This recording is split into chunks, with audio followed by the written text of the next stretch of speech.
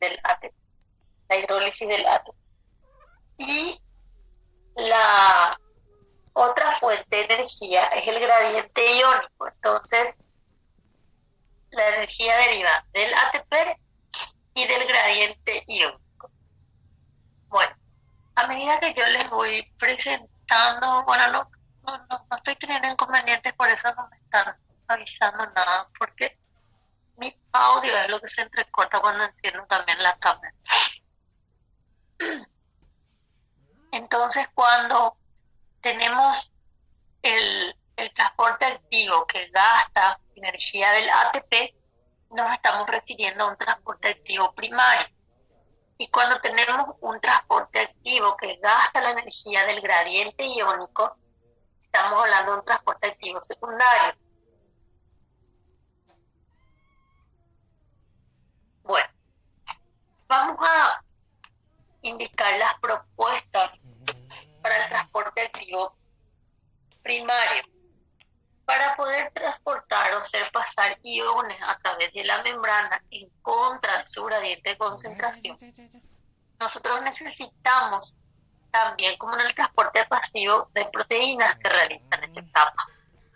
Pero a diferencia de lo que es la característica del transporte pasivo, que no gastamos energía, acá nosotros vamos a gastar energía. Estas proteínas reciben la denominación de bomba para el transporte activo. Bueno, primario, en este caso vamos a hablar de la hidrólisis de la energía del ATP. Existen varios tipos de bombas.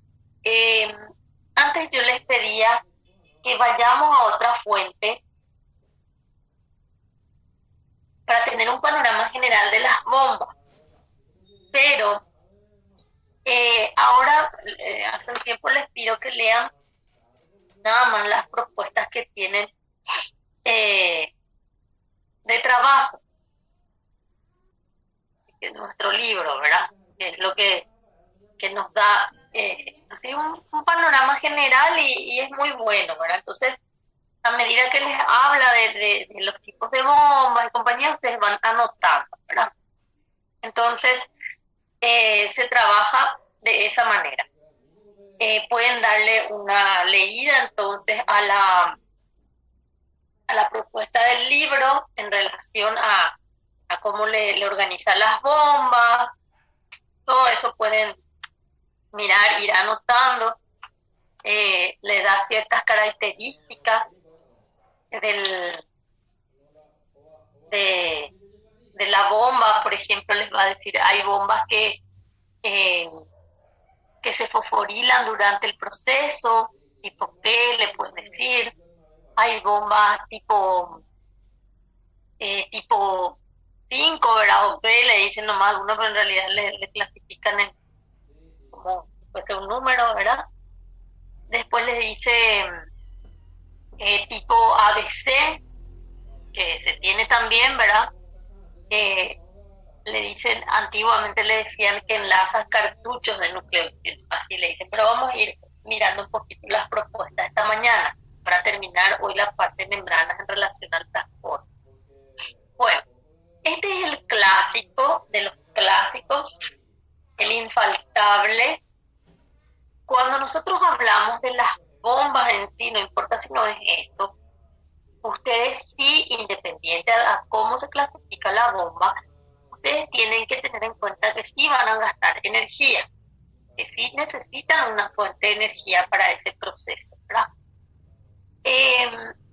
Y relacionan el trabajo, por ende, de transportar en contra del gradiente de concentración. ¿Qué ocurre? Ocurre que nosotros vamos a tener la posibilidad de transportar iones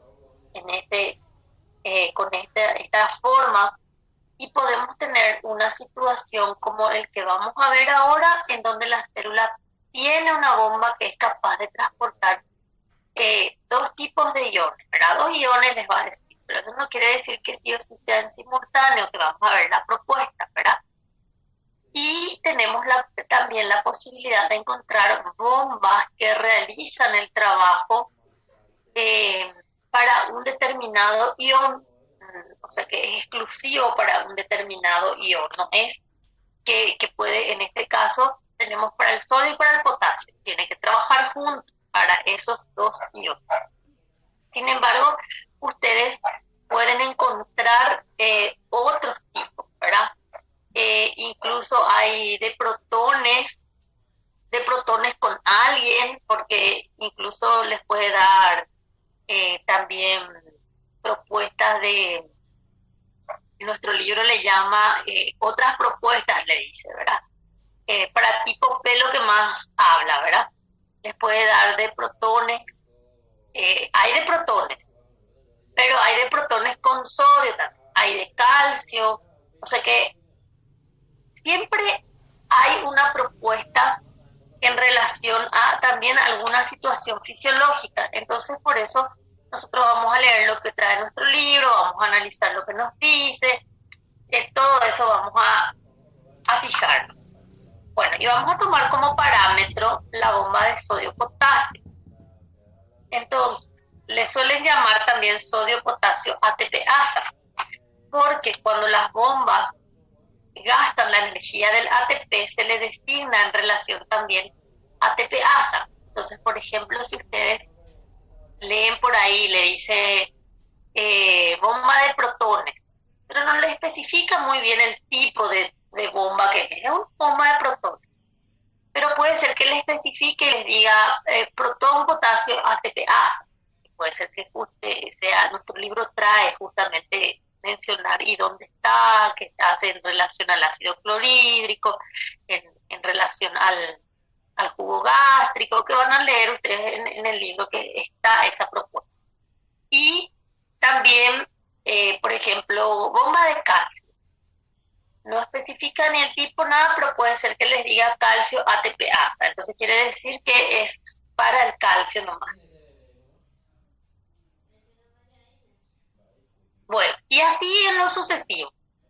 Van a ir encontrando diferentes ejemplos. No abarcamos todos los tipos ni nada, pero sí se trabaja en relación a las bombas. Para eso vamos a dar este ejemplo, que es la bomba de sodio-potasio ATP-ASA. Esta bomba de sodio-potasio ATP-ASA es el clásico de los clásicos. A medida que avanzaron los años, sí, lo que se sabe, se va añadiendo más detalles sobre la bomba de sodio-potasio. Sí, nosotros vamos a tener en cuenta que esos detalles vienen en las formas moleculares de estudiar, que por ejemplo en nuestro libro, pero hay situaciones básicas que nunca cambiaron. Eso se mantiene y lo que más a veces se regula un poco en el sentido de lo que se pule en la teoría es la parte de la conformación de la bomba. Se le estudia más en su estructura, por eso aparecen de repente algunos detalles más de su estructura, como si se propone que exista más subunidades y cosas así. Pero hay conceptos de que siempre se estudian. Entonces, la bomba de sodio-potasio ATP-ASA que vamos a estudiar ahora nos permite, acá nos da una idea, un panorama nuestro libro. Siempre les digo que las imágenes son muy ilustrativas, siempre hay que entender en qué sentido nos habla. Porque algunas personas ven esa imagen y comparan con este, que como que puede pasar, pero lo hace en forma en contra del gradiente, es solamente pasando a través de los fosfolípidos.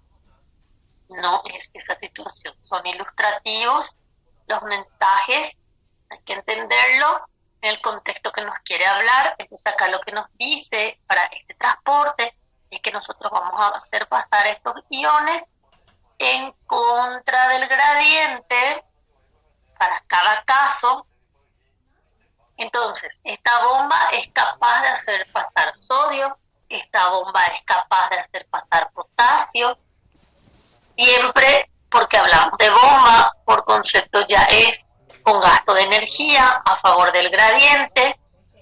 En este caso es un ejemplo de bomba tipo P porque ya se sabe cómo es esta bomba, porque se puede encontrar una bomba de sodio nomás, o una bomba solo de potasio, y que no sea de tipo P, o puede ser que haya tipo P solo para cada uno de ellos. Entonces, ese es el mensaje que nos da acá. En este caso, ya está establecido que, de acuerdo, no va a ser, borren ese que dije de acuerdo, porque no va a tener sentido lo que les voy a decir. Esto indica que la célula tiene que estar en cierta situación. No va a ser de acuerdo, va a ser en el sentido de acuerdo a la situación de la célula, por eso les dije de acuerdo, pero se podría entender mal.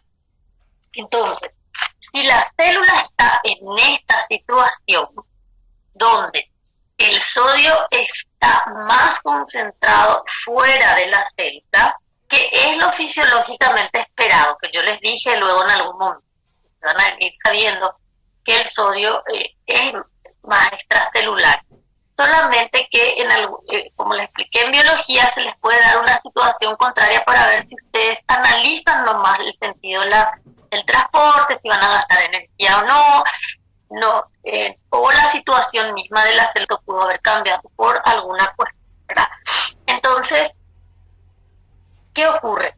El sodio está más concentrado. Fuera de la célula, el potasio está más concentrado. Dentro de la célula, entonces, la célula en este caso puede usar esta estrategia para sacar sodio y para introducir potasio.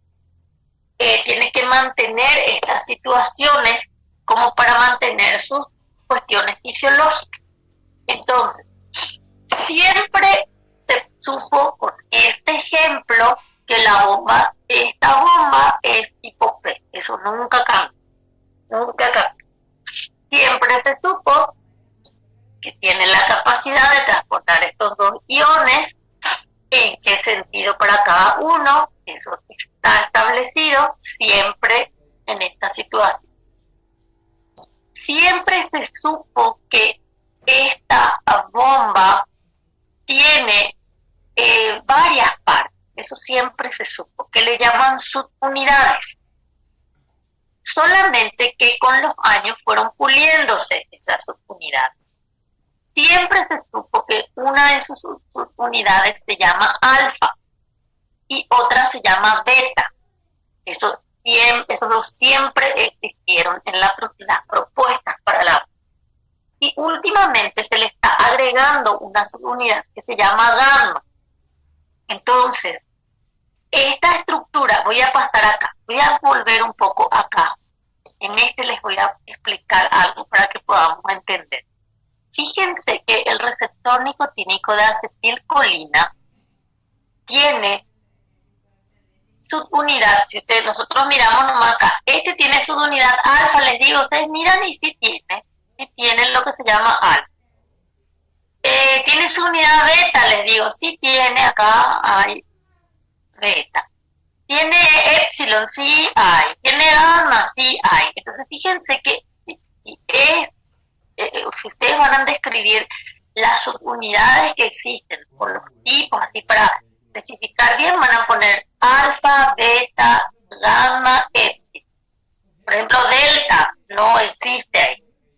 Existe entonces estas subunidades que a veces los libros ya les especifican, 4 tipos de subunidades, porque tienen alfa, beta, gamma, epsilon. Pero los tipos de subunidades no siempre se relacionan con la cantidad que esté cada subunidad. ¿Qué quiere decir eso? Fíjense que acá hay 4 subunidades nomás en tipos, como le decía, ¿verdad? O sea, el libro les puede decir, tiene 4 subunidades, porque no siempre les va a decir el tipo, así como para especificar. Tiene 4 subunidades.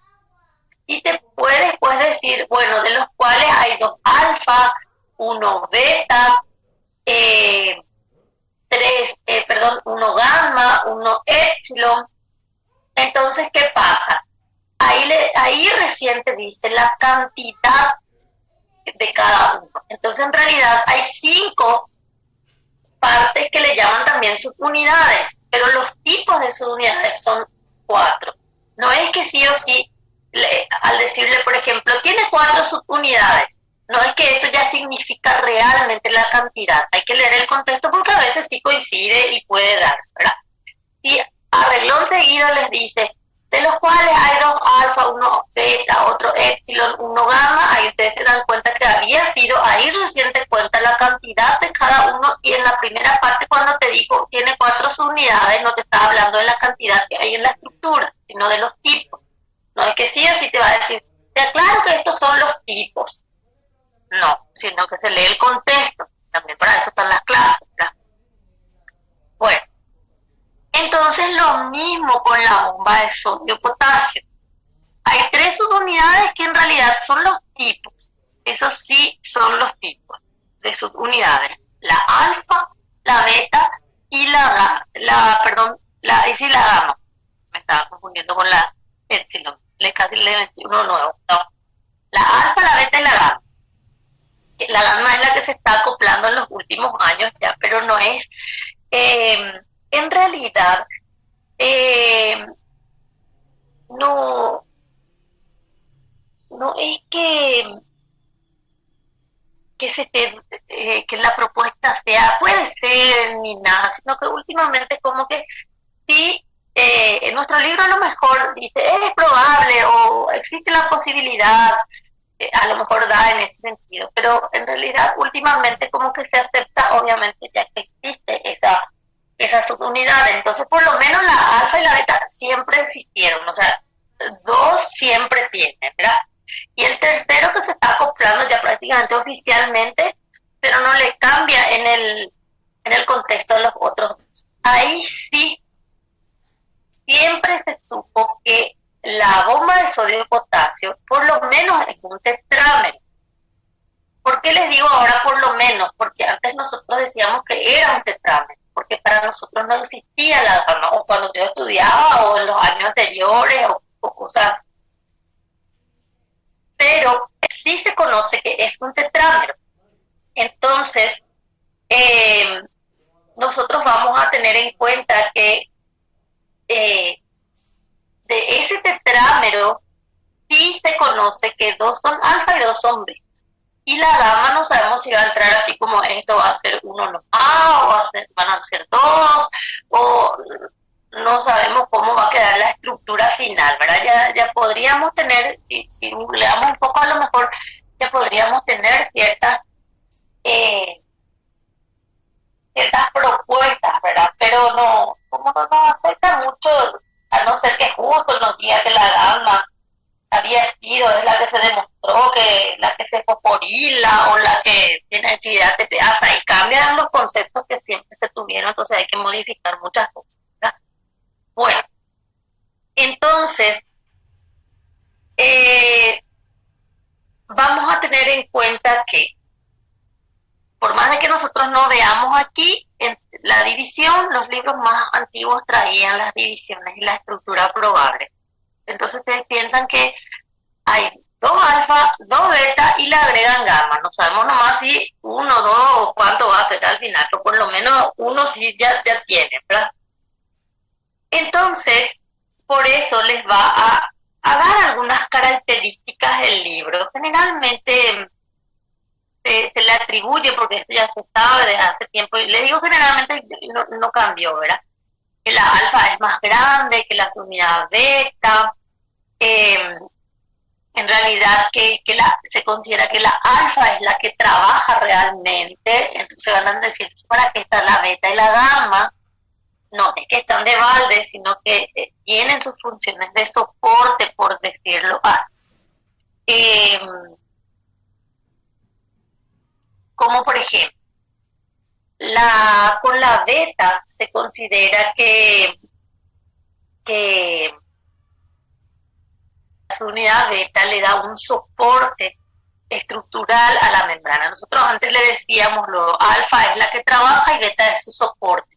Por eso el libro es muy posible que les diga que la beta trabaja en su, no sé si va a usar el término soporte, pero les va a decir para que ella se ensamble dentro de la membrana, para que maduración, le dicen también en el sentido que se conforme la bomba y se mantenga en la membrana, o sea, tiene su función, ¿verdad? O sea, si ella no hace eso, como que la alfa no va a estar ahí en ese lugar para cumplir su función. Esa es la idea. Y con la gamma, últimamente o sea, lo que se le está atribuyendo a la gamma es que posiblemente ella sea la que permita que la bomba modifique su especificidad por el sodio y por el potasio. Ya les voy a mencionar otra vez. Entonces, en enzimas, a eso nosotros le llamamos cinética de la bomba, o sea, que cómo se va a comportar la bomba para cierta situación. Les voy a indicar en qué sentido estoy hablando así de comportarse la bomba. Entonces les voy a volver a mencionar. Puede ser que les diga también estabiliza la conformación, entonces en ese sentido es lo que le dice que ella puede ser que modifique la afinidad. Les voy a explicar lo que significa eso. Bueno, y así van a encontrar, por ejemplo, algunas situaciones que se dan. Cuando nosotros hablamos entonces de esta bomba, tenemos que hacer la propuesta de trabajo de esta bomba, o sea, cómo funciona esta bomba. Y para eso vienen las propuestas. Las propuestas básicas son las mismas, eso nunca cambia. Pero depende del libro para que esas propuestas vengan enumeradas. Por ejemplo, viene del 1 al 8. Para nosotros, en esta cuestión de nuestro libro, estos son los pasos del 1 al 8. O sea que nos propone cómo va a funcionar. Después de esto que ocurre, después de esto que ocurre, después de esto que ocurre. Entonces, nosotros tenemos que tener en cuenta que cuando se plantea una situación, porque yo les puedo preguntar, les puedo decir, cuando está en esta, no le digo paso 5, pero les describo que está en esta situación, ustedes tienen que entender que viene después, no es que sí o sí se empezó del 1, porque depende de la situación para poder preguntar, ¿verdad? Entonces sí, están los pasos establecidos que se puede preguntar tal y cual, no hay problema, los 8 pasos establecidos, y después pueden haber planteamientos en ciertas situaciones y qué podría venir después, ¿verdad? Eso sí, también, no hay drama con eso, ¿verdad? En el sentido de que hay que analizar lo que se está planteando también. Bueno, entonces vamos a trabajar con la propuesta de entender un poquito cómo funciona. Ya les dije que la alfa es la que se considera que trabaja, pero les voy a ir indicando más detallecitos que si no están en el libro tienen que anotar, ¿verdad? Porque si yo les suelo dar algunas cuestiones de que no sé si sí o sí están en el libro. Bueno, entonces, ¿qué pasa? Vamos a indicar algo también, voy a explicarle lo de la bomba y les explico otra situación que se da. Entonces, acá, ya les dije que atiendan que estos son mensajes que hay que entender en el contexto, no es que quiere decir que pasa nomás por los fosfolípidos y existe la forma de hacer pasar iones sin usar proteínas, no es así. Y que puede hacer también en contra del gradiente, no es así, debe leer el contexto. Bueno, ahora vamos a pensar que vamos a empezar a hacer trabajar la bomba de sodio. Entonces, Cuando nosotros hablamos de esta bomba, vamos a tener que dejarle ahora en una situación con los pasos que nos dan la literatura, o sea que esto es así, ¿verdad? Es la propuesta de siempre, ¿verdad? Entonces, ¿qué pasa?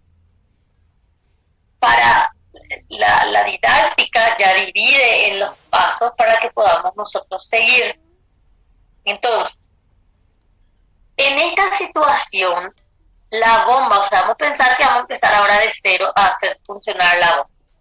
En esa situación, estar de cero, por decirlo así, acá ahora mismo, la bomba va a estar en una situación que va a tener entonces los sitios de unión con el ion hacia la célula. ¿Qué quiere decir eso? Ella va a estar como que mirando hacia la célula para captar algo. Su capacidad de captación va a ser hacia adentro de la célula. Entonces, como estamos con capacidad de captación hacia adentro de la célula, allí nosotros vamos a captar sodio, porque nosotros vamos a sacar el sodio de la célula. Entonces, ella va a tener ahí afinidad por el sodio. Entonces va a tener la capacidad de captar el sodio. Va a tener la capacidad de captar el sodio. Entonces, les muestra ahí que tiene así, les va a hablar un poquito seguramente la estructura, les va a decir está en un estado en que se abre, quiere decir que va a poder tener la capacidad de fijar iones sodio, y les va a decir la cantidad, 3 iones sodio. Entonces nosotros tenemos la capacidad de fijar con esta bomba 3 iones sodio y el ATP. El ATP porque va a servir como fuente de energía. Después les va a decir que en el paso, en la fase, como él le esté llamando, como que va a cerrar su compuerta, por decirlo así rápido. Por eso muestra acá, dice la forma o la forma. Algunos le dicen el estado o le dice la conformación abierta, le dicen. Entonces, lo mismo explica para que cuando se cierre o se ocluya, ¿verdad? Entonces, tenemos la capacidad de captar 3 iones sodio. Cuando la bomba está con sitios de unión accesibles hacia la cara interna de la célula. Entonces, ¿qué pasa?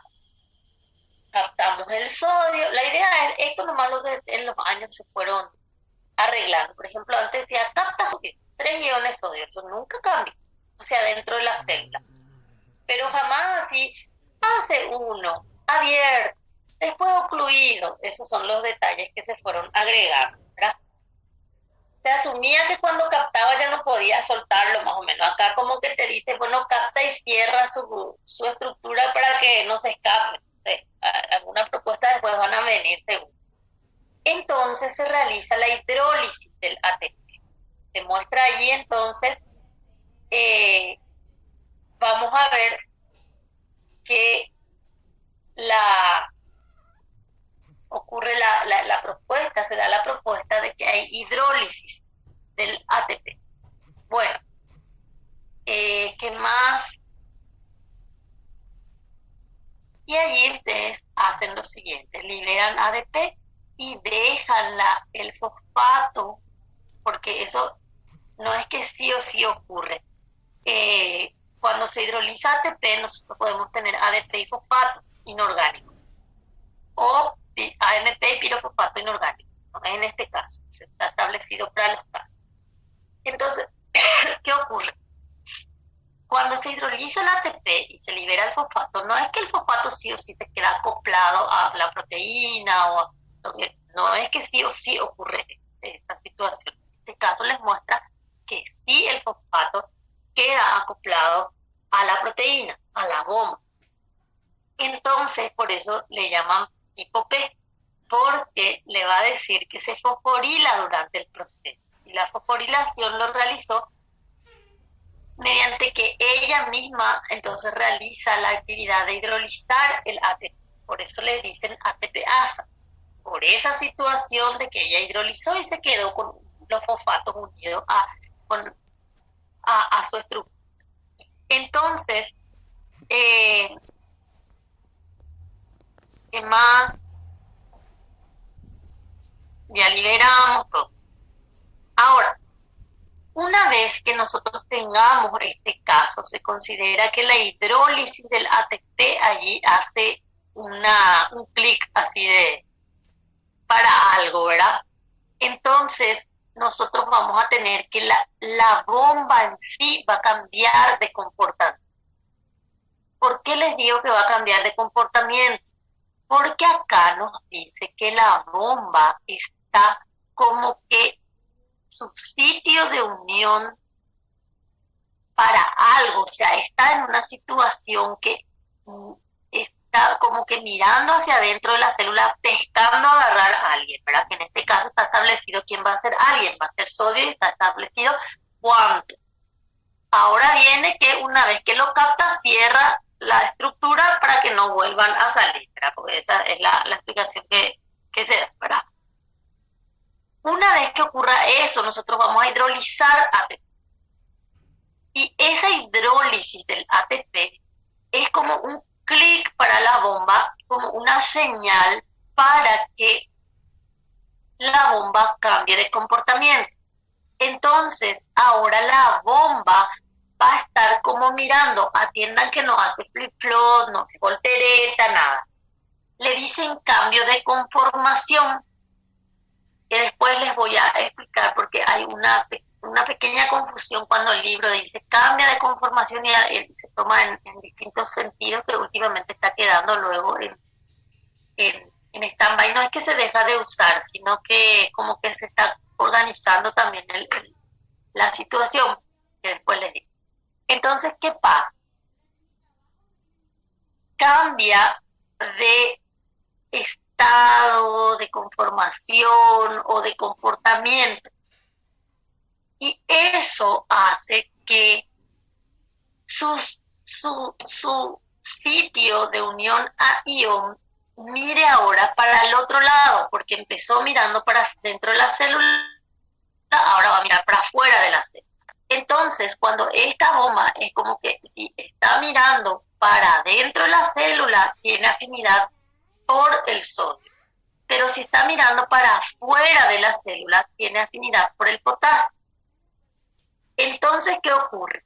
Allí se dice que al hacer ese clic con el ATP en su hidrólisis, se fosforila la bomba, entonces como que se está dando la pauta de que hay que cambiar de comportamiento. Entonces, como que para la bomba es el mensaje menor afinidad por el sodio, tenés que soltar el sodio, y mayor afinidad por el potasio, tenés que captar potasio. Pero eso significa que su cambio de conformación para ese mensaje interno, así medio ahí, no está así explícito, medio subliminal, por decirlo así rápido, está camuflado, ¿verdad? Hace que él tenga esa situación como que en entender que ahora su estado está como que haciéndole mirar hacia afuera de la célula, porque el potasio lo va a captar hacia afuera de la célula, le va a decir el mensaje, tenés mayor afinidad por el potasio, soltale al sodio, tu afinidad disminuye. Entonces quiere decir que está en una situación que su afinidad por el ion está hacia afuera, no hacia adentro como estaba iniciando. Entonces, ¿qué ocurre? Acá cuando está mirando, entonces en esta situación, por decirlo así rápido, tiene mayor afinidad por el potasio y menor por el sodio. Por eso se desprende el sodio y capta potasio. Capta 2 iones potasio. O sea, fíjense que esta bomba tiene afinidad por ion mirando hacia adentro de la célula, por eso les va a decir que los sitios de unión con ion ahora están hacia el lado interno de la célula. hacia el interior de la célula. Y ahora está hacia afuera de la célula, los sitios de unión a ion. Pero estando de esta manera va a captar ion. Estando de esta manera va a captar ion. La diferencia está que ion capta. En esta forma, cuando los sitios de unión están mirando hacia adentro de la célula, tiene mayor afinidad por el sodio y menor por el potasio. En esta forma, cuando los sitios de unión están hacia el lado extracelular, tiene mayor afinidad por el potasio y menor por el sodio. Por eso que aquí capta potasio, aquí libera sodio. Y capta 2 iones potasio. Está establecido. No es que tiene 3 lugares, ocupo 2 nomás, así como dijimos para el canal. Está establecido los lugares que van a trabajar y se llenan esos lugares. Por lo menos hasta ahora se estableció y nadie discutió. Entonces, tenemos ahí los iones potasio ocupando su lugar en el sitio de unión para el potasio. Entonces, se repite la misma historia acá. Como que se abrió, perdió afinidad por el sodio, ganó por el potasio, se ocluye para que el potasio no vuelva a salir. Lo mismo que ocurrió hacia adentro, pero con el sodio. Y ahora lo que nosotros vamos a hacer es, vamos a perder el fosfato. Vamos a perder el fosfato.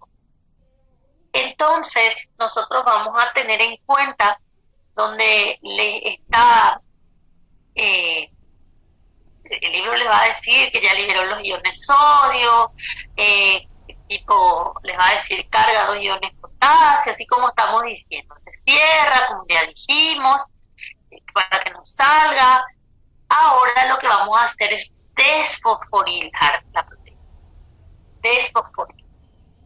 Entonces, al desfosforilar la proteína, nosotros vamos a tener otra vez la misma, le puede decir otra vez, vamos a desfosforilar y vamos a unir ATP, porque les va a dar otra vez la misma conformación para cuando empezó.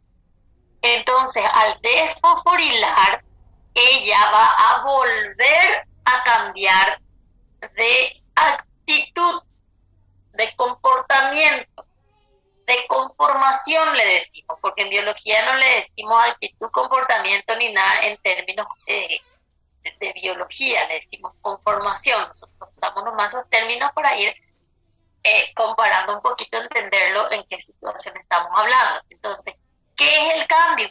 Su sitio de unión está otra vez orientado hacia adentro de la célula. Y cuando él cambia con su sitio de unión orientado hacia la célula, quiere decir que tiene menor afinidad por el potasio y mayor por el sodio. Entonces, volvemos a repetir la misma situación. Me deshago del potasio y me predispongo a captar sodio. Entonces, eso es lo que se realiza y se le dividió ahora en varios pasos. Es una propuesta bastante linda la que tiene nuestra literatura. Otros comprimen y dan en 4 pasos, otros sí que simplemente dicen por cada 3 iones que extrae de la célula introduce 2 potasios, hasta energía del ATP, y solo porque depende del libro, ¿verdad? Del detalle del contexto. Entonces, ¿qué tenemos acá? Nosotros tenemos lo siguiente, tenemos un claro ejemplo de cómo la proteína puede cambiar de comportamiento de acuerdo a ciertas situaciones, que en este caso yo les hablé de la situación de la hidrólisis del ATP, pero en este caso con esta proteína el plus, digamos, de la hidrólisis sería que ella se fosforila, por eso su estado de fosforilación, su estado de, voy a hablar pausado, su estado de fosforilación, porque si digo muy rápido piensan que es desfosforilación, que le estoy sacando.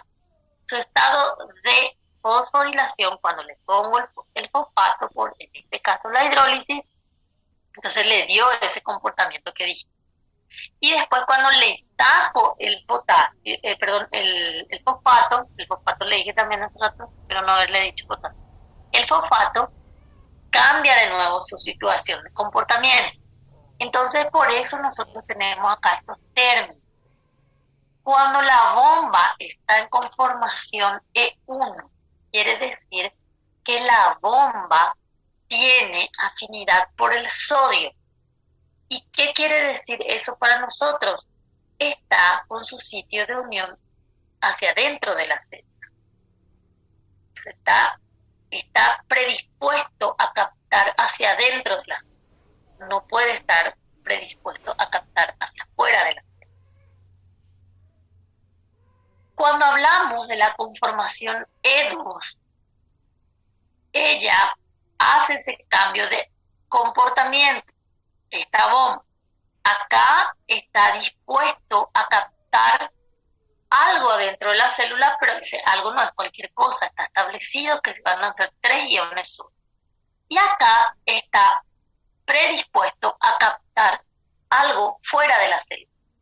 Y tiene que ser, en este caso, potasio y 2 iones potasio. Está establecido también. Entonces, ¿qué pasa? Pasa que se demostró que estos iones no pueden estar ocupando sí o sí al mismo tiempo los lugares en la bomba.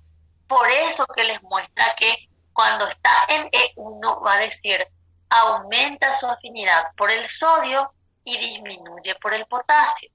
Por eso les va a mostrar acá que capta sodio y acá desprende potasio. Es la misma situación ya que les muestra ahí que va a ser 1, o sea, cambia ya. Él suelta el potasio porque ya está cambiando su comportamiento. Hay que dar paso otra vez a la entrada de sodio. En la conformación E2, entonces su afinidad es mayor por el potasio y menor por el sodio, por eso capta potasio y se desprende del sodio. Y eso se da dentro o fuera de la célula en esta situación. E1 permite captar sodio dentro de la célula, E2 permite liberar sodio hacia afuera de la célula.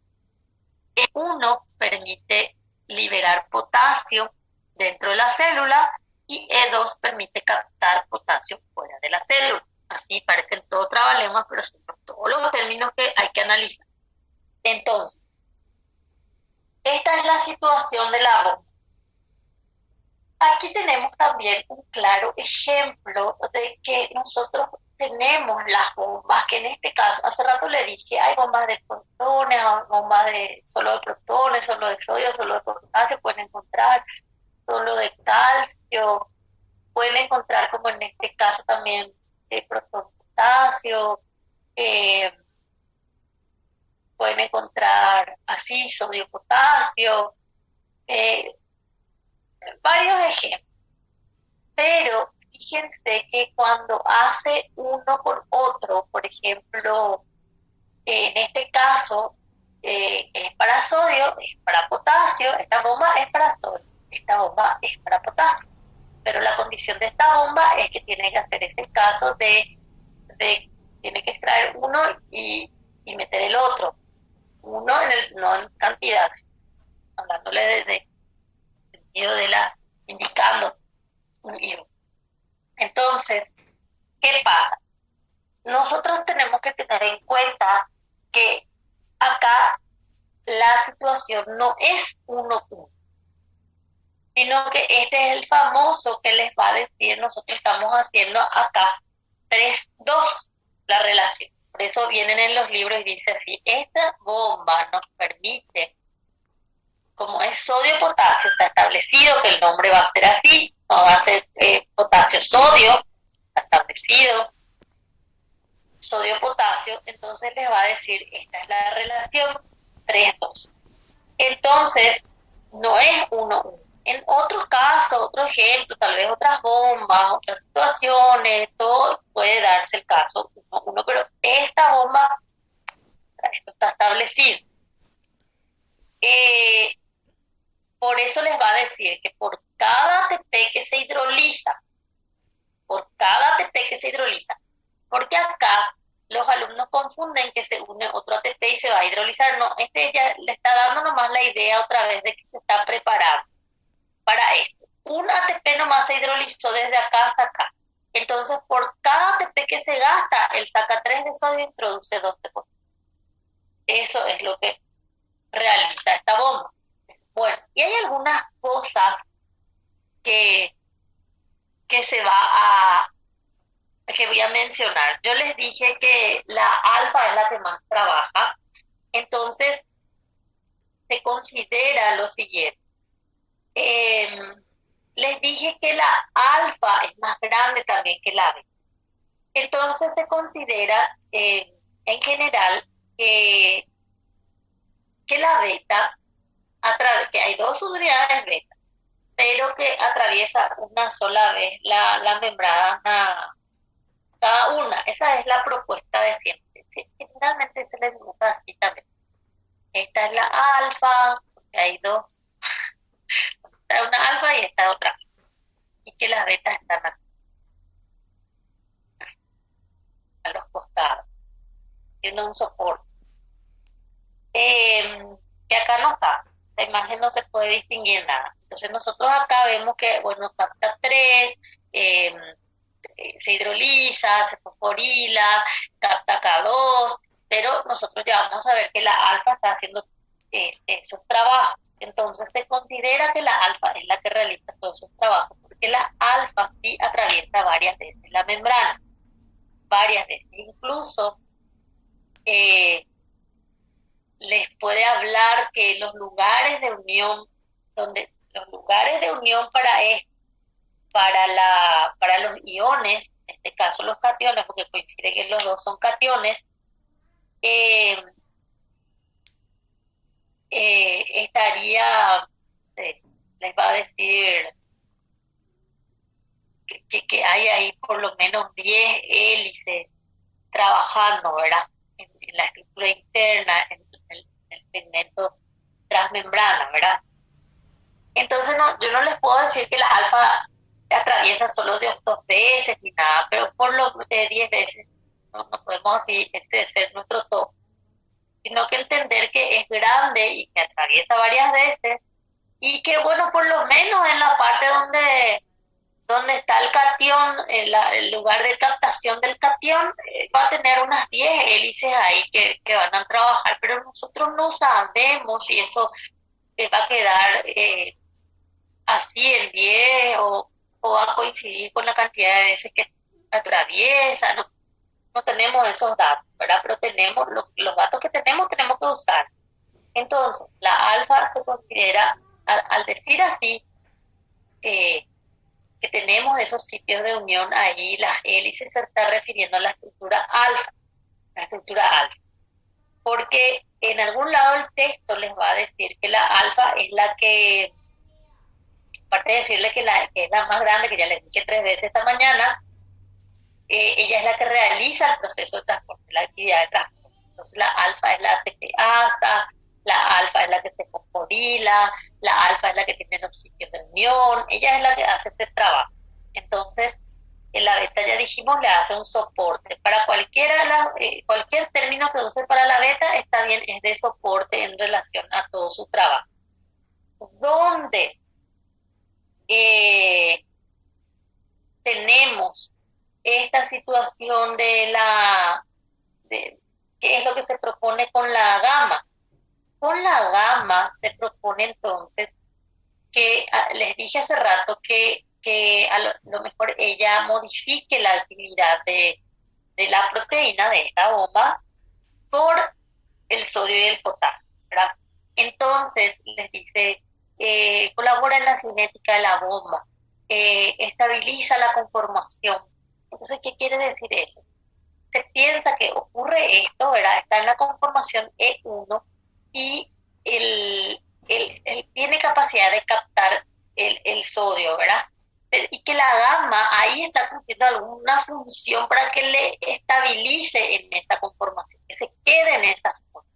Entonces, algún detalle vamos a tener más adelante seguramente.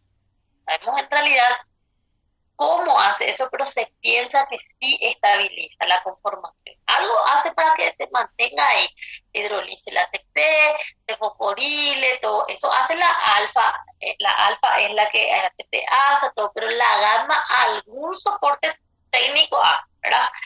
Hace algo en relación a lo que es el trabajo de la alfa algunos tienen, ¿verdad? Entonces es como que le da el soporte técnico en el trabajo y después también cuando está en conformación E2 eh, y también lo estabiliza y cosas así. Entonces se piensa lo siguiente, que la beta le hace un soporte estructural en el sentido de que, bueno, vos quedate acá, alfa, este es tu lugar exacto, yo te sostengo, yo te hago el apoyo, todo así tipo, más bien es de estructura, por eso va a decir que la bomba se ensambla en la membrana, de maduración, durante el proceso de que se está formando, cosas así, todo eso de la beta. Está tan de base, ¿verdad? Y que la gamma le hace el soporte a la bomba, pero le dice así a la bomba, pero en realidad específicamente se está centrando en la alfa porque la alfa es la que trabaja, que le hace el soporte técnico de trabajo, ¿verdad? Entonces, más adelante seguramente tendremos detalles, no sabemos si la beta va a cambiar, yo creo que ya no, porque en todos estos años de que yo le veo la bomba de sodio potasio, que como que le vengo siguiendo, ¿verdad? Eh, no cambió. Es, lo que se añadió fue la gamma, no cambiaron los pareceres, la alfa siempre fue la que se fosforiló, siempre fue la que trabaja, la que es ATPasa, siempre. Eso no cambió. Bueno, donde se fosforila también se, se considera que hay lugares específicos de fosforilación en un residuo de ácido aspartico o aspartato. Está establecido también para eso. Bueno, otra cosa que le estaba diciendo,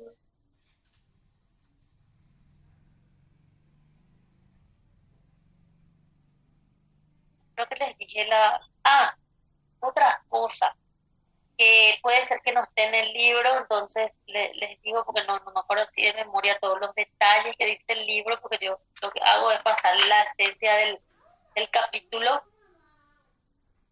y con las ediciones a veces también me digo que me pierdo en el detalle, ¿verdad? Pero sí lo que ocurrió también es que se identificaron, por ejemplo, en mamíferos, se identificaron tres subunidades de alfa, por lo menos, ahora no sabemos si van a ser más, tres tipos de alfa y dos tipos de beta. Entonces, algunos piensan que esos tipos se manifiestan según el tejido, o sea que voy a darles nomás un esquema, anoten nomás que hay más de un tipo de subunidad alfa y más de un tipo de subunidad beta, pero es así, por ejemplo, yo les voy a decir así, hay un tipo que le vamos a llamar alfa 1, otro se llama alfa 2 y otro se llama alfa 3, porque tres tipos se identificaron. Yo no les puedo decir que se llamen realmente 1, 2 y 3 para identificar nomás. Y dos tipos de beta. Entonces, le vamos a llamar también beta 1 y beta 2. Solo eso. Y está la gamma, que ahí nomás le conocen. Para formar una bomba, sí o sí, se demostró que tenemos que tener un tetrámero por lo menos y agregarle la unidad gamma. Un tetrámero conformado por estos. Eso es de tipo de entrada. Sí o sí. Entonces, yo puedo llegar a tener un ejemplo de una bomba que tiene dos alfa, obviamente van a tener dos, sí o sí eso.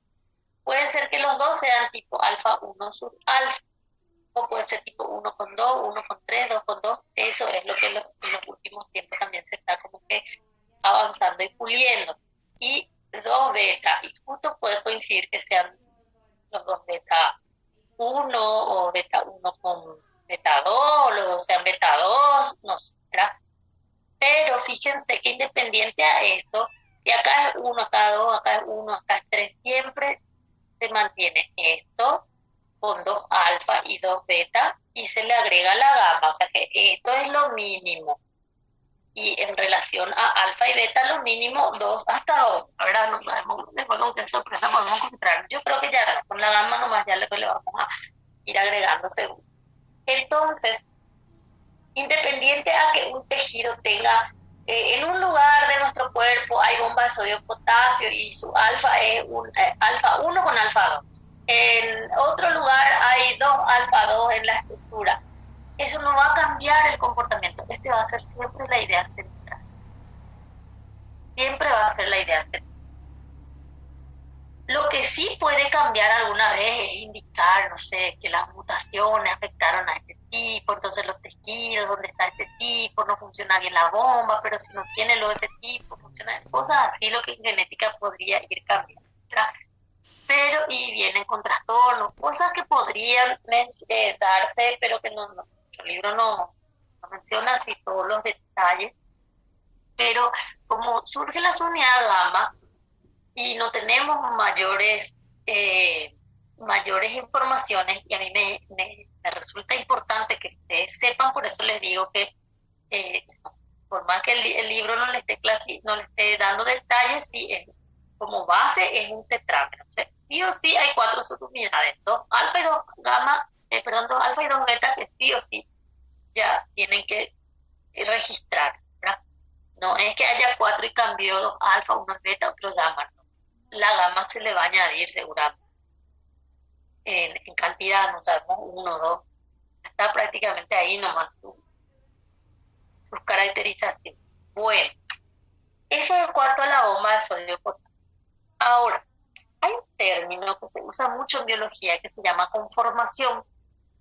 Así como les dije acá, al empezar el esquema de transporte, le dije, este que dice no mediada y mediada, óyenlo, porque antes de aclarar o oscurece más cuando uno va a estudiar, porque no hay así un acuerdo eh, muy específico ya sobre eso. O sea, se empezó como que a tergiversar, entonces se dieron pareceres y queda ahí como que no importa tanto al final en la didáctica todavía porque embarra mucho los conceptos.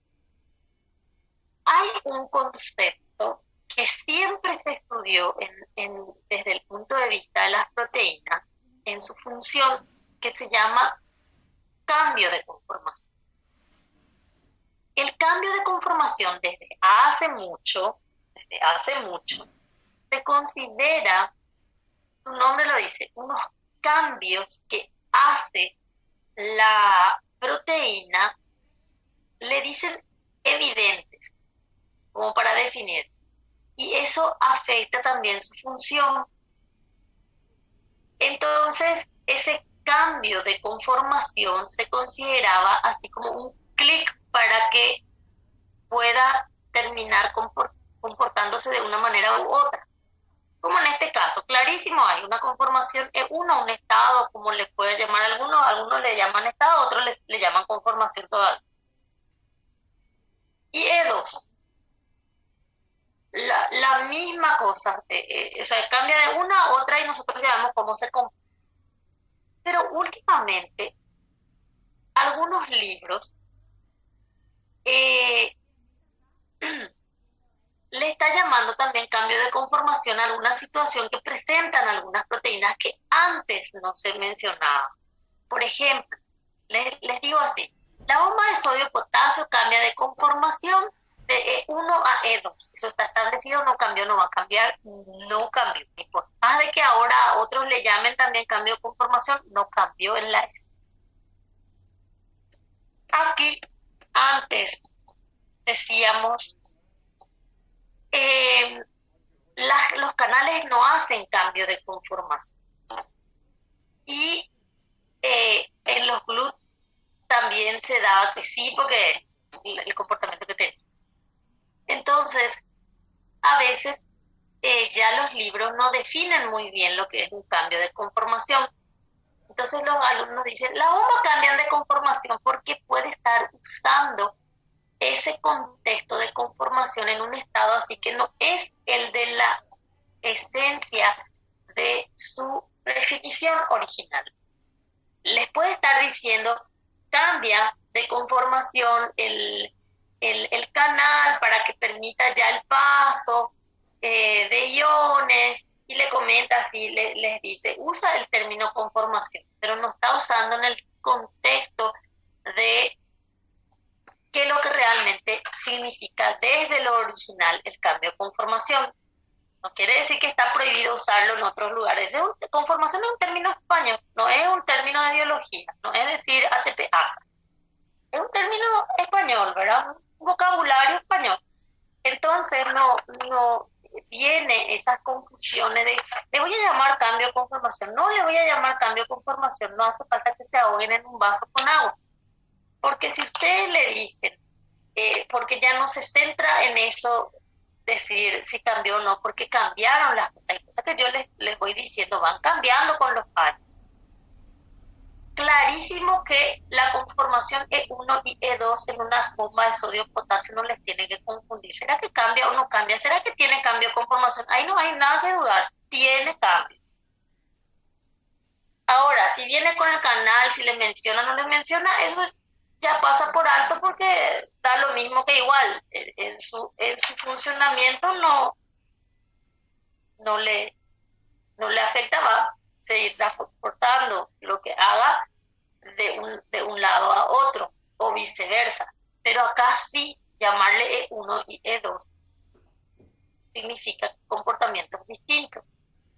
Entonces, cuando ustedes leen algo sobre el canal y les dicen, ahora su conformación es, léanlo, no hay drama, no cambió, nuestra economía no cambió por eso, ¿verdad? No nos afecta. O si ni siquiera les menciona, tampoco les afecta.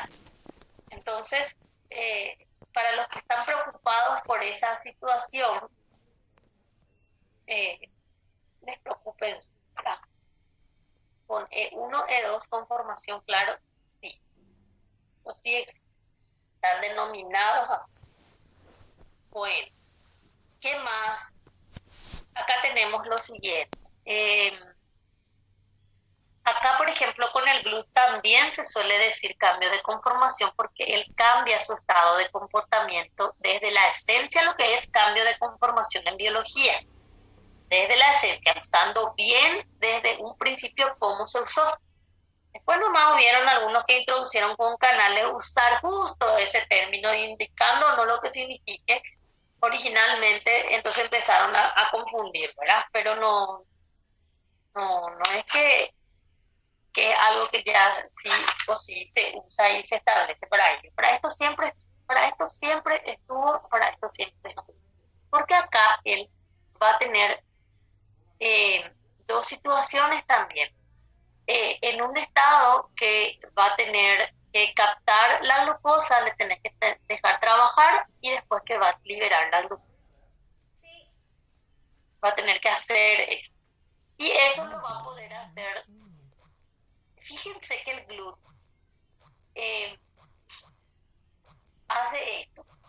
Tiene capacidad de captar glucosa, tiene capacidad de captar dentro de la célula o fuera de la célula, según la necesidad. Entonces va a captar fuera y va a llevar adentro. Va a captar dentro, va a llevar afuera. Y va a hacer glucosa siempre. Acá va a tener la capacidad de captar ion dentro de la célula, fuera de la célula, va a llevar hacia el otro lado, igual que el GLUT. Va a captar un lado, va a llevar el otro lado, va a ser ion, va a ser ion. En este caso los dos coinciden, son cationes. La diferencia está que hace con diferentes iones. Entonces también tenemos que tener en cuenta cómo se van comportando estas proteínas. Entonces tenemos esas situaciones. El canal, por ejemplo, va a captar ion, va a hacer pasar de un lado a otro de acuerdo a la necesidad. Los sitios de unión para este caso, los regulados por voltaje, se cree que hay más, pero no captan todo. Tenemos esa situación.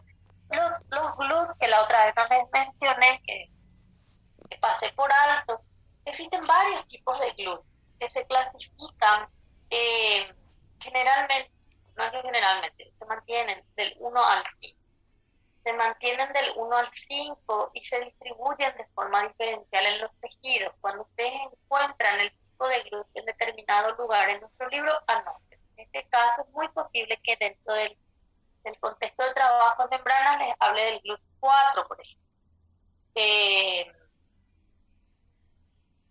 que les va a hablar de células que responden a insulina, puede ser que les presente algún lugar el ejemplo donde está GLUT1, entonces donde encuentran un GLUT, no importa si en este capítulo o otro capítulo que están leyendo y es el tipo y anotan, tienen que anotar. No importa si justo es capítulo distinto para esta parcial, igual usted alguna vez lo encuentran más adelante, tienen que anotar, ¿verdad? Bueno, entonces, pero sí les va a dar el libro GLUT 1, del 1 al 5, ahí en membranas, luego ya les va a mencionar eso. Eso ya generalmente viene luego descrito los tipos, ¿verdad? Y va a venir también GLUT4, generalmente viene como ejemplo, al que responde a insulina. Y es muy posible, uno no me acuerdo si les trae el lugar. GLUT2 lo que les puede, en el intestino también les va a mencionar, si no es en el texto, en la imagen, en algún lado, pero sí va a estar. Acá lo sí. Y así, bueno, con esto nosotros tenemos un panorama general de cómo funciona esta cuestión del transporte activo primario, gastamos energía y no se olviden de leer y anotar las características de las bombas que le da, que más los tipos, otra vez que les da como ejemplo, porque hay varios, pero no vamos a poder estudiarlos todos. Eh, ah,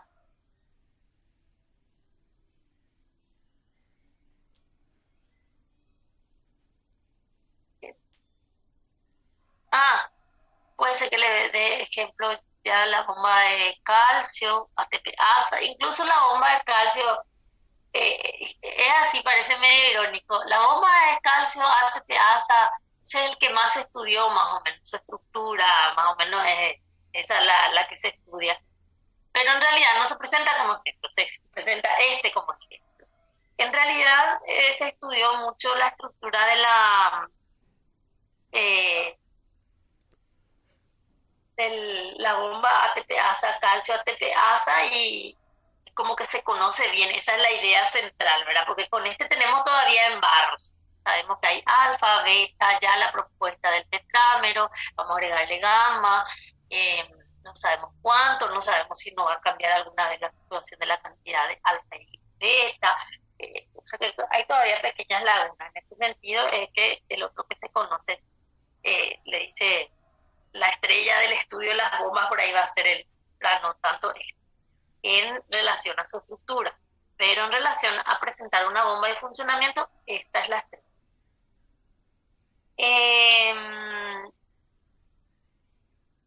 ¿Qué más? Bueno, lo que van a hacer es anotar los tipos de bombas que estudia nuestro libro, porque les va a dar tipo 5, tipo ABC, tipo P, que esos son los que más aparecen, ¿verdad? Y después van a también leer el libro, van a saber la bomba de sodio-potasio, les va a decir seguramente que hay otras formas, transporte primario, y ahí van a leer y van a anotar los ejemplos de bombas. Y se dice qué tipo es, por ejemplo, si es tipo P, el calcio ATPasa, protón potasio ATPasa, puede venir, entonces se da eso. Pero no hace falta eh, que ustedes sepan el lugar exacto donde está el tejido, donde está así, eh, exactamente, ¿verdad? Por ejemplo, si le dice esto es en el estómago, en las células epiteliales del estómago, no hace falta que memoricen así esos lugares, ¿verdad? Eh, los tipos 5 que les dije que aparece, que en realidad tipo 5 le dicen porque algunos vienen con otros numeritos, pero su situación original es de la B corta, eh, otros le dicen tipo B, ¿verdad? Por, por la situación que se encuentran en vacuolas, por eso coincide, ¿verdad? Y algunos le asignan así como un numerito realmente, pero no pasa por saber la historia por qué se llamó así, ¿verdad? Pero el libro le va a explicar. Tipo B le pueden decir, no hay drama con eso, y otros le dicen tipo 5 así, escribiendo. Pero claro, sí es probable que les mencione nomás así como un ejemplo. Eh, ¿Qué más? Y los tipos ABC, eh,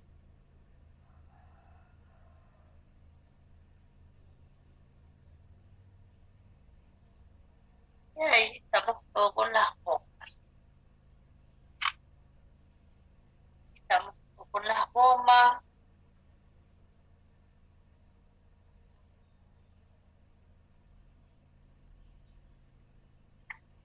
Pues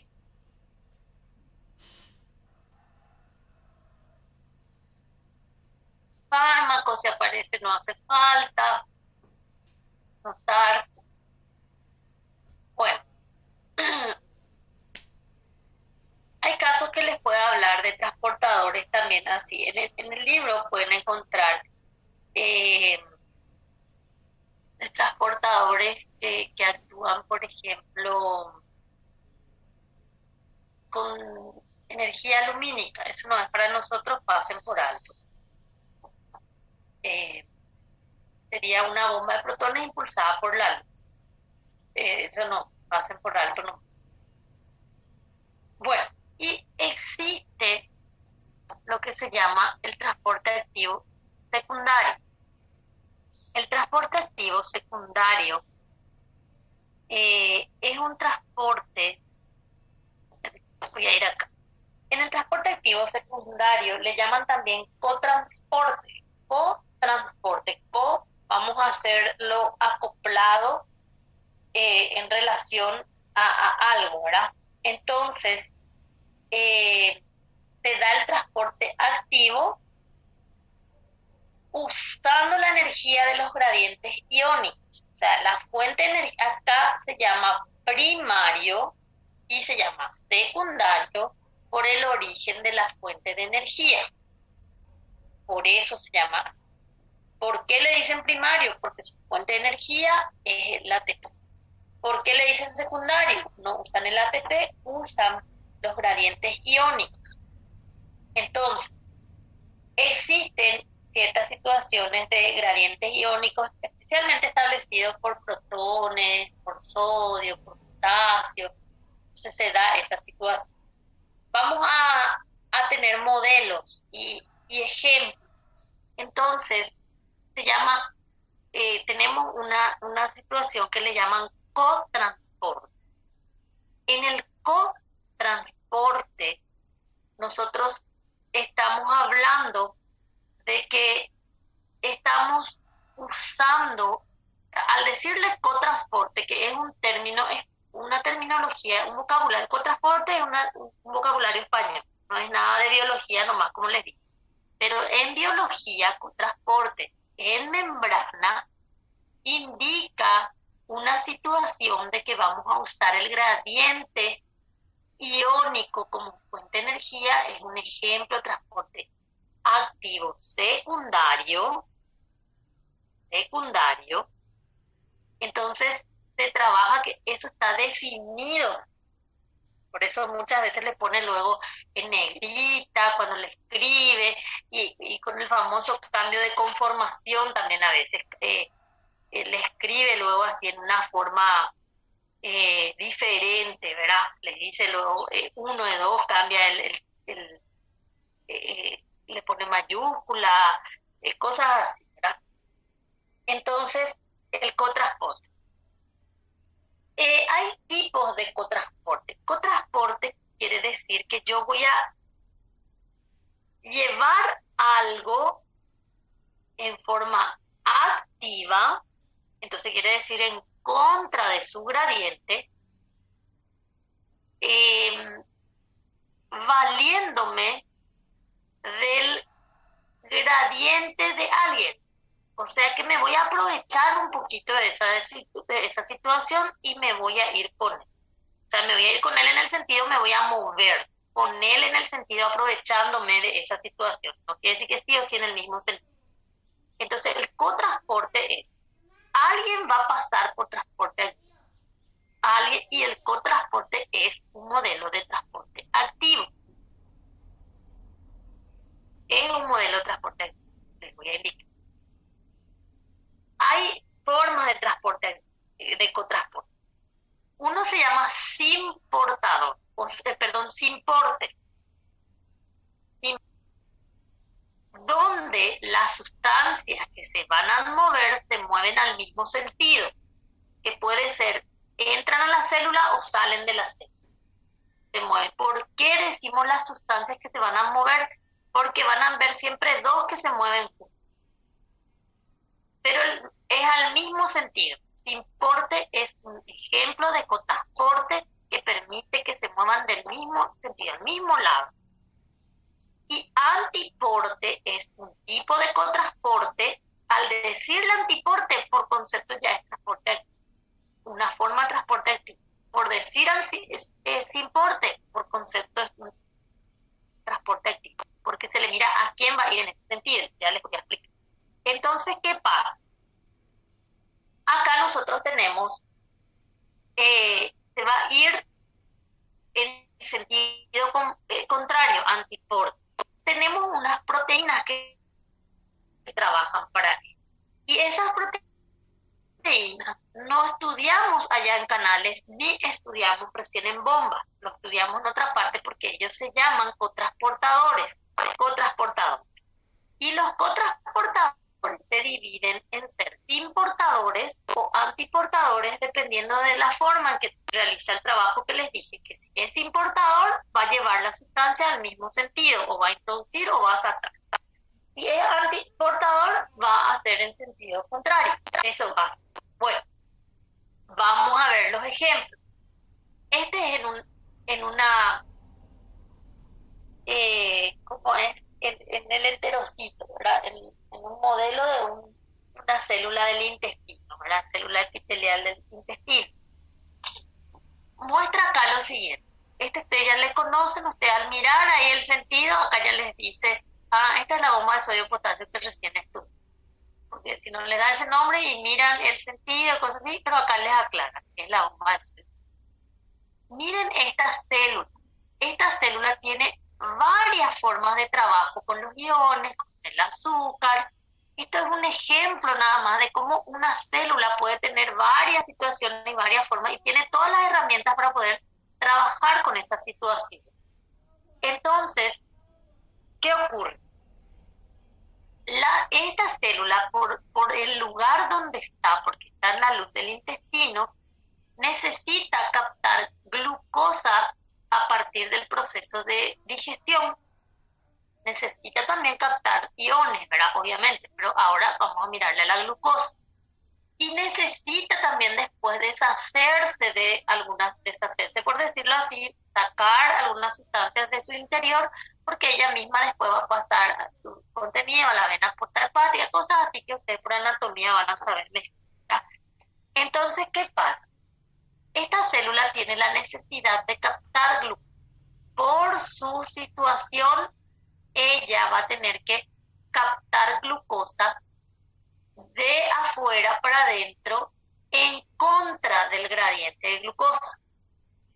Entonces, es como decir, yo tengo que introducir ahora yo tengo que introducir glucosa a mi interior.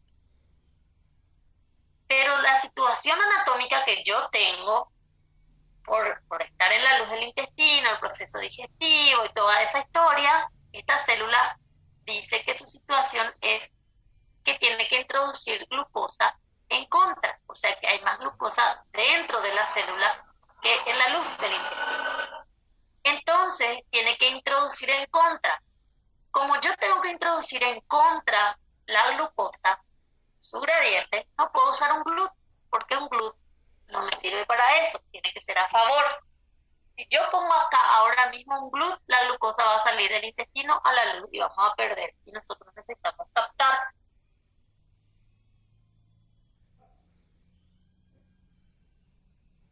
Entonces, se le coloca una proteína, que es un transportador, pero hay varios transportadores que nosotros ya vimos también, los facilitadores, como el GLUT y cosas así, pero entendemos que acá vamos a hacer un cotransportador por la naturaleza y las definiciones biológicas.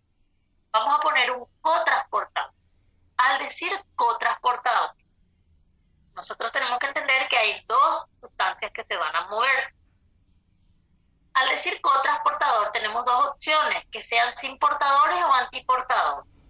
En este ejemplo va a ser sin portador.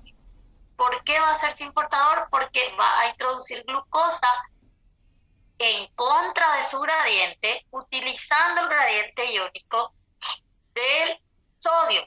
Entonces, por eso se llama cotransportador sodio-glucosa. Este sí va a ser más específico, va a ser mirando la imagen, va a ser un sin portador sodio-glucosa. Entonces, ¿qué pasa? La glucosa tiene que entrar en transporte. En este caso tiene que entrar, en este caso se mueven entrando, pueden salir, pero otros ejemplos, ¿verdad? Entonces, el sin portador indica que introduce glucosa, introduce sodio. Pero esta es la estrella.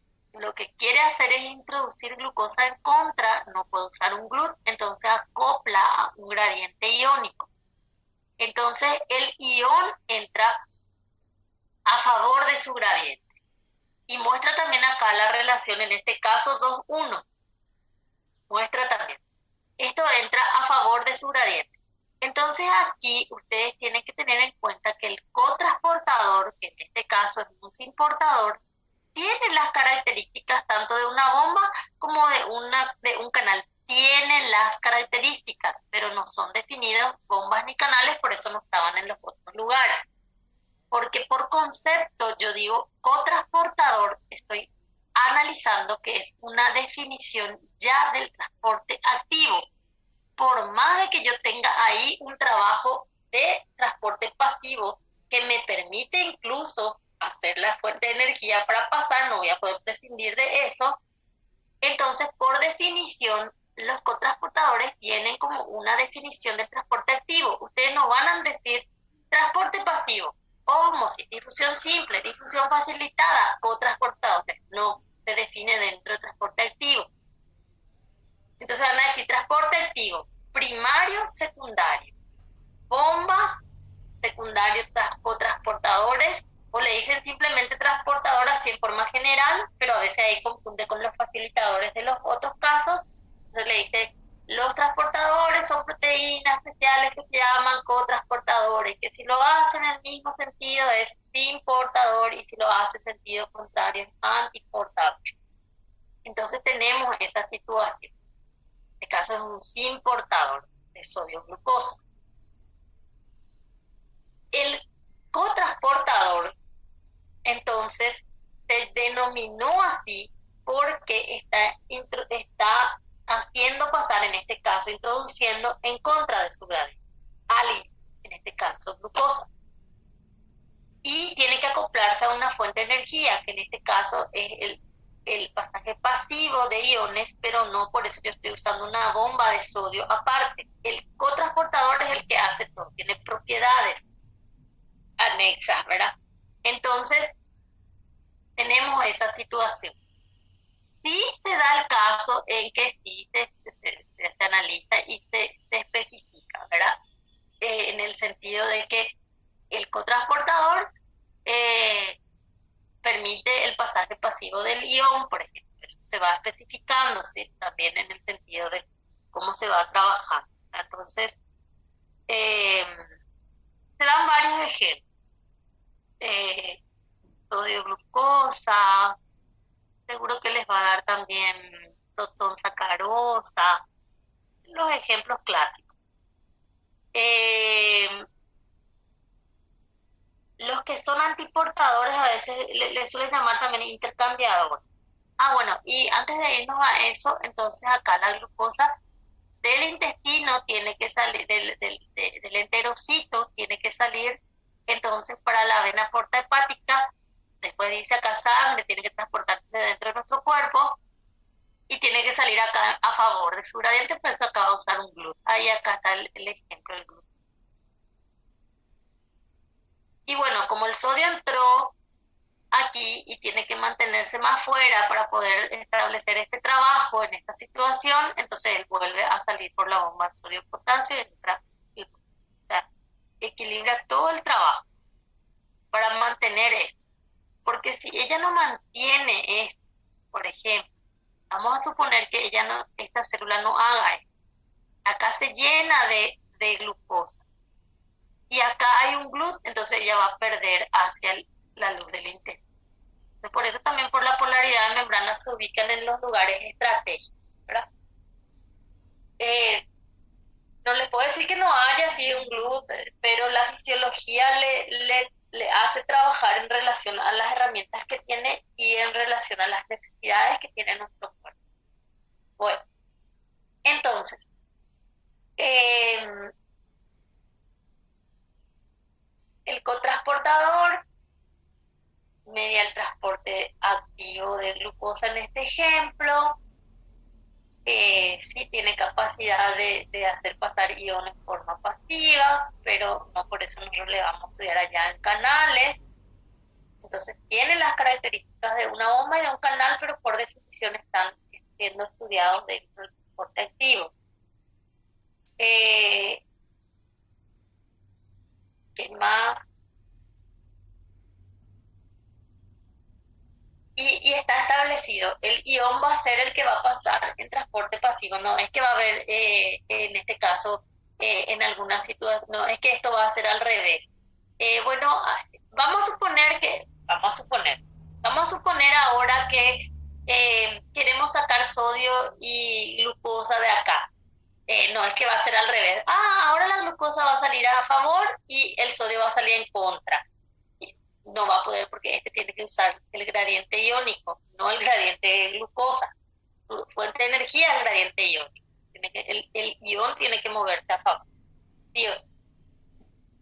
Entonces tenemos ese caso. Y así ustedes van a leer otros ejemplos. Tenemos también el caso de sodio-leucina, que tienen ahí en el ejemplo, en el libro. Entonces también les va a indicar el sentido del trabajo, van a ver las posibilidades ahí de cuánto posiblemente, entonces ahí les va a dar todo las características. ¿Qué más? Bueno, sodio-leucina lo que trabaja. Entonces, por ejemplo, ustedes dicen así, sodio-glucosa. El ion es la fuente de energía y el otro es lo que ustedes quieren hacer pasar en forma activa. Pero fíjense que es luego generalmente alguien que un GLUT no puede, o en este caso un GLUT para la glucosa o un facilitador del transporte no puede. Porque yo les dije que hay estos facilitadores también para aminoácidos. Pero cuando tenemos la misma situación para aminoácido en contra de su gradiente, van a tener que usar un cotransportador. En este ejemplo les da sodio-leucina. Entonces el sodio es la fuente de energía, por ende va a pasar a favor de su gradiente. Y la leucina va a ser el que quieren transportar en contra de su gradiente. Entonces, ustedes van a tener que ver ahí el ejemplo, leer, y ahí van a deducir si es un importador o es un antiportador el ejemplo que les da. Y la posibilidad de cuánto sodio, cuánta leucina, de acuerdo ahí a lo que tiene nuestro libro. Y ahí fíjense que en este caso, en este ejemplo, les dice que es 2 por 1. Entonces, en este caso es 2 de sodio por 1 de glucosa. No es que sí o sí tenemos 1-1 y puede cambiar esa relación. ¿Qué más?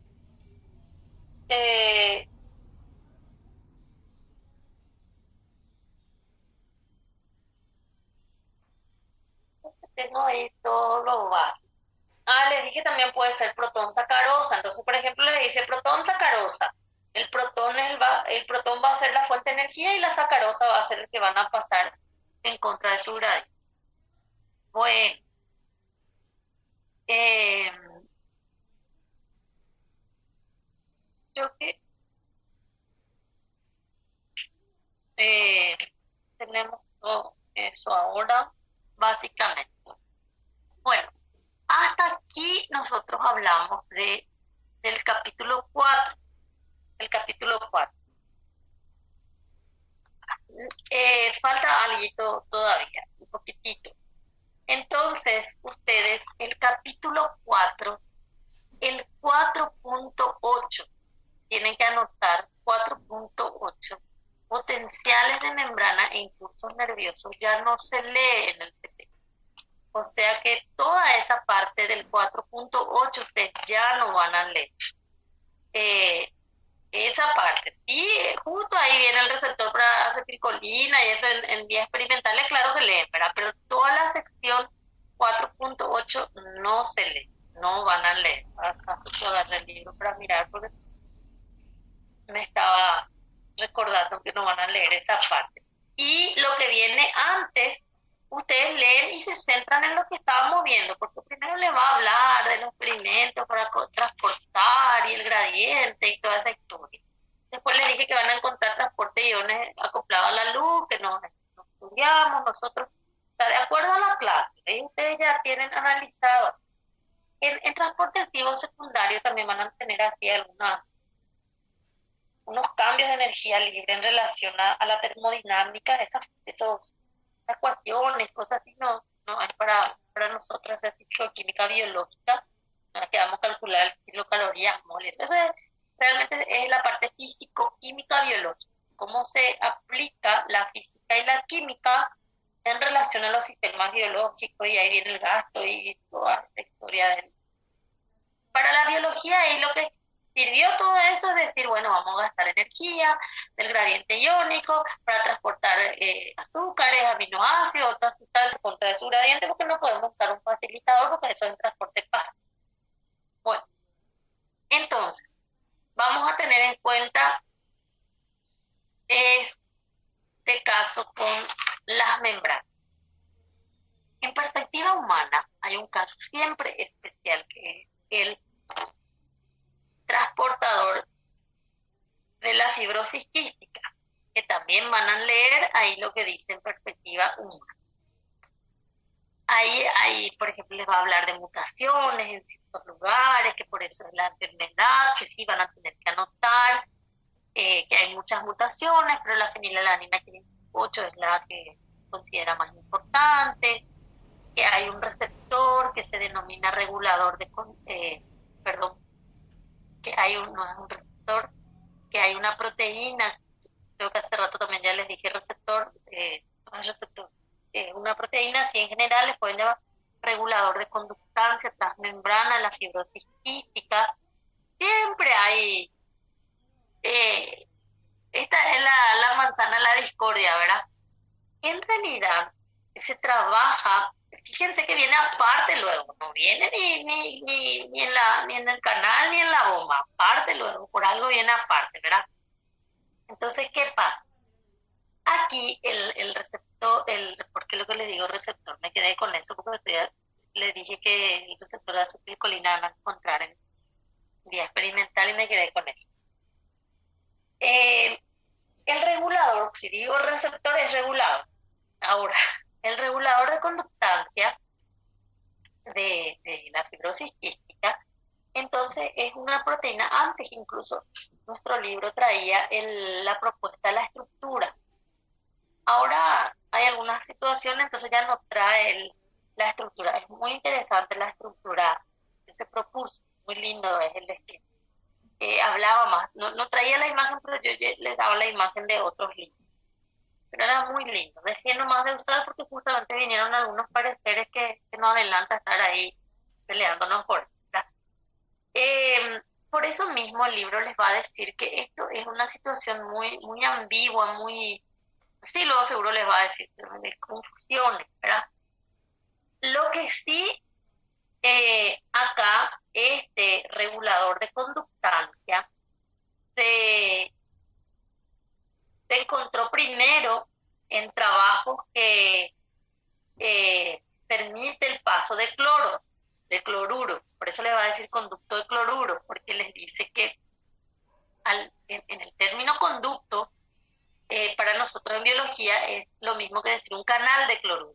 Entonces, si yo les digo un canal de cloruro, para ustedes no va a gastar energía. Por concepto no va a gastar energía. Pero acá aparece alguien muy interesante porque nos mueve toda la estantería. Este regulador de conductancia, la fibrosis quística, sí se demostró que hace pasar cloro.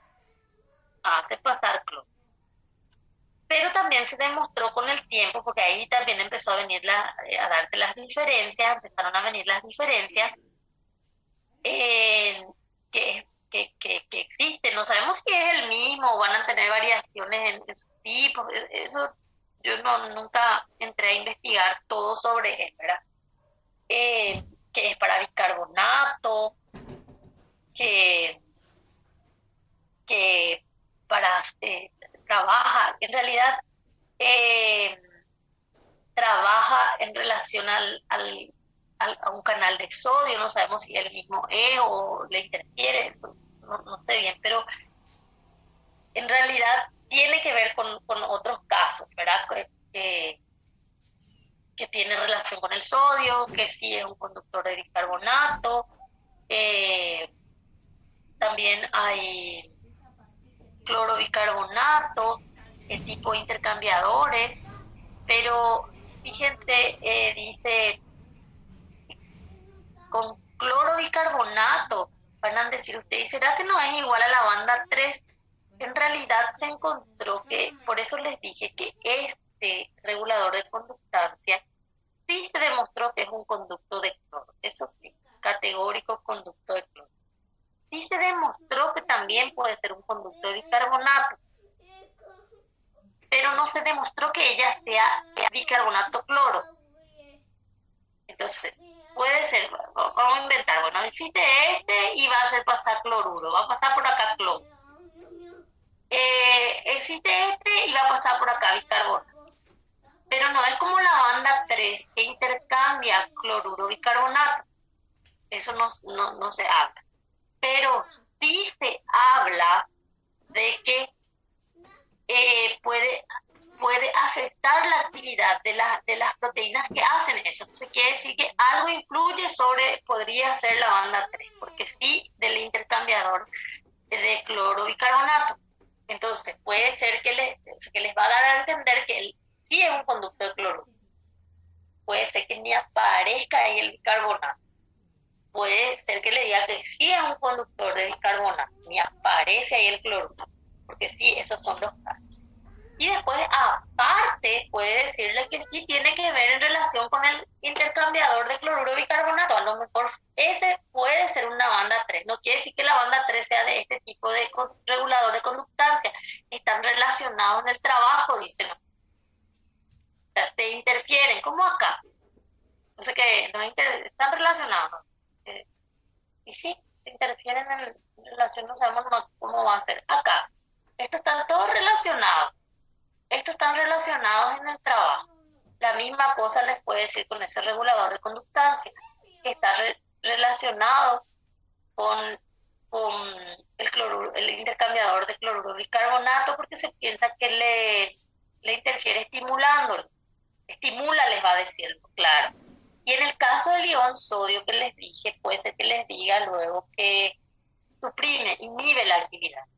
Entonces, este regulador de conductancia de la fibrosis quística es un conducto de cloro, es un conducto de bicarbonato. Es una proteína que interfiere en el trabajo de la célula con el sodio. ¿Y cómo interfiere? Le inhibe, le suprime, les va a decir. Interfiere con el trabajo de clorobicarbonato a la vez. Por eso puede ser que relacione a algún lado, si no dice, no importa, pero es dable pensar, ¿verdad? Con la banda 3, por ejemplo. Pero No es que sí o sí aparece, sí, intercambiador, banda 3, le va a decir nomás un intercambiador, que en este caso le estimula, no es como en el caso del trabajo con el sodio que le inhibe. Y así eh, eh, se va a ir trabajando con él todavía en muchas cosas, porque sí, incluso hay materiales inmensos sobre esto. Pero cuando ustedes, yo les digo bien, por experiencia les digo, si ustedes quieren saber algo sobre la selenocisteína, por ejemplo, van a encontrar mucha información y material y les va a hablar de sentido genético, que estas propuestas, la parte química, que es lo que nosotros queremos saber. Van a encontrar materiales muy ricos en relación a lo que quieren saber en biología. Van a encontrar. Pero si ustedes quieren saber más sobre la fibrosis quística, o sea que no la enfermedad, sino que el regulador de conductancia, te van a bajar incluso materiales de 500 páginas. Ustedes me van a decir, la profe dice que no hay material, pueden leer todas las 500 páginas y le va a hablar toda la enfermedad de la fibrosis quística. No le va a hablar mayores cosas que la estructura de lo que ya le estamos hablando acá en el DERA. En 2 párrafos ya le va a decir lo mismo. Es un conducto de cloro, es un tipo de tal, y ahí va a terminar cuál es la enfermedad, la mutación, y después por qué hay más en esto, por qué el moco en este, porque le va a hablar más de lo que ustedes quieren médicamente, obviamente, pero les digo bien que van a perder tiempo en buscar solo lo que les diga en relación a lo que quieren saber de biología. Todo lo que encuentran va a seguir en la misma. Te va a decir lo mismo o nada, pero no va a aclarar nada. Así va. Ahora tenemos esa situación. Antes incluso se establecía mejor. Fíjense que yo les digo lo siguiente. Las cosas van cambiando, porque van cambiando en relación a cómo se ve ahora.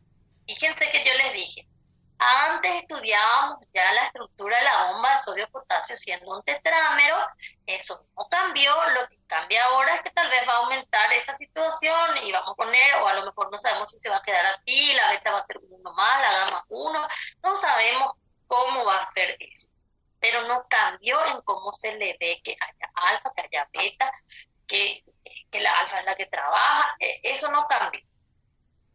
Entonces nosotros seguimos manteniendo y abrimos la brecha para incorporar la gama, que va a ser la gama, cosas, le damos más pasitos del 1 al 8, cosas así que se dan. En este caso, para el regulador de conductancia, la fibrosis quística, antes no se le llamaba regulador de conductancia, antes se le llamaba canal cloruro. Así mismo se le llamaba canal cloruro. Y se le estudiaba en los canales. Y no había quien discuta que es un canal. Después se encontró que había sido, hace el trabajo de un canal, pero en su proceso de trabajo él gasta energía porque él acopla nucleótidos a su trabajo. Entonces le dicen, ahí, ¿y esto qué es? Este es un transportador tipo ABC que son transportadores que unen ATP, por ejemplo, nucleótidos, uniones nucleóticas, que nuestro libro les va a hablar así chiquitito, les va a hablar ahí ya terminando la parte de tipos de bombas, ¿verdad? Y les puede dar luego, ahí les va a mandar ya en la perspectiva humana para la fibrosis quística. Entonces se encontró esa situación. Y ahí empezó la discusión de que si va a ser un canal, que si va a ser una bomba, así como los cotransportadores. Los cotransportadores tienen capacidad de transporte pasivo del ion, pero están definidos dentro del transporte activo. No está en perspectiva humana, en vía experimental, no va a ser confuso, no hay confusión. Es una clasificación establecida de transporte activo. Que durante ese proceso tengamos capacidad de transporte pasivo es otra cosa.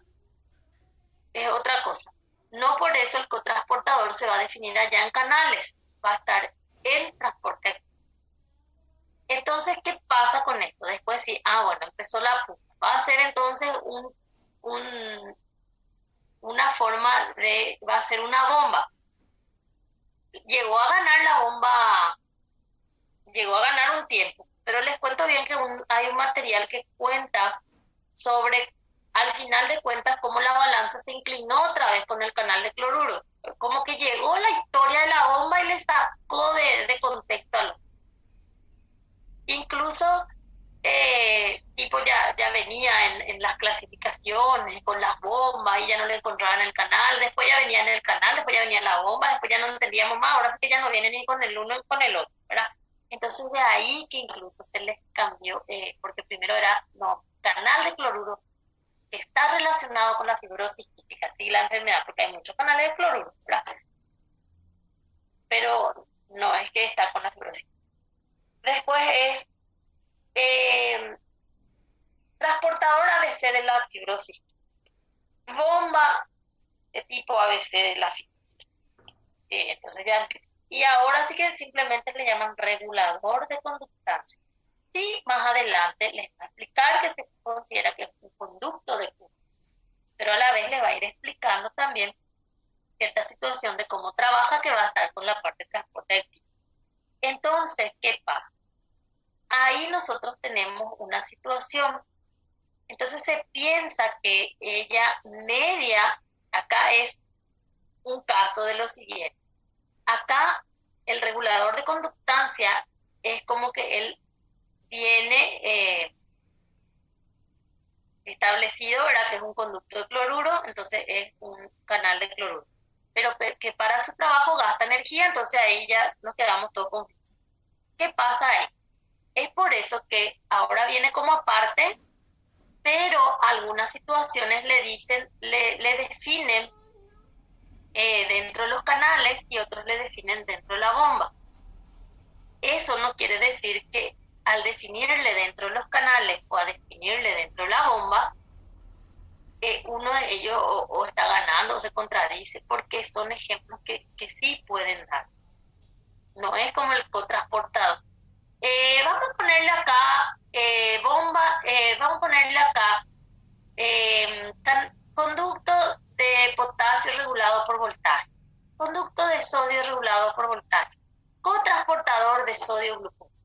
No está luego allí, no se le considera. Sin embargo, como que de la fibrosis quística está como que se mueve y no se... O sea, si ustedes alguna vez le leen dentro de lo que les presenta conductos de cloruro, no es para agarrarse los pelos y decir, ay, está todo mal. Si usted encuentra que les caracteriza en las bombas tipo ABC, que nuestro libro les va a contar que existe, y este es un ejemplo de eso, no está mal. Y si usted le encuentra acá partecita tipo, no le vamos a dejar ni allá ni acá, porque luego es engorroso y vamos a estudiar la partecita, tampoco está mal, que es lo mejor luego siempre, ¿verdad? Entonces, que esté aparte de ellos no quiere decir que sí o sí sea nada más por el problema que causa, ¿verdad? Sí, en algunos casos siguen dando como ejemplo en canales, en otros sigue dando ejemplo con las bombas, pero no se define una u otra forma precisamente. Así como les dije con los disacáridos. ¿Están dentro de oligosacáridos o está afuera? Pero existen. Entonces el regulador de conductancia existe. Le considere de una forma, le considere de otra forma, porque a veces los alumnos dicen, ¿y cómo vamos a tomar en el examen? Eso es nomás lo que le propongo. Si yo le pongo en el examen, ¿cuál de los siguientes es un conducto de cloruro y le pongo eso? ¿O cuál de los siguientes media el transporte pasivo de cloruro y le pongo eso en la lista? Está en la lista. Ese es una lista, independiente a que vos le clasificaste o no, hace ese trabajo. Lo mismo acá. ¿Cuál de los siguientes hace el transporte pasivo de sodio? Yo no le estoy diciendo que esté establecido sí o sí solo como un canal. Entonces, depende mucho del contexto. Y no porque depende del contexto, nosotros cambiamos toda la biología en clasificaciones. Pero bueno, en fin, siempre se estresan cómo se va a preguntar. Entonces, como yo no me estreso tanto con eso, ahí se analizan las situaciones de contexto. O suponiendo que, ¿qué más? Bueno, con esto nosotros entonces terminamos definitivamente actividad de membrana en relación a lo que es el paso de materiales a través de. Lo que vamos a hacer, ahora vamos a descansar un poco y lo que vamos a hacer después es entrar en otro capítulo en relación también a la membrana, que es el capítulo 7. Entonces vamos a descansar un rato y volvemos en torno a las 10 menos 5, por ahí ya vamos a predisponernos, estamos saliendo un poco antes al rato. Voy a dejar ahí la presentación y volvemos en torno a las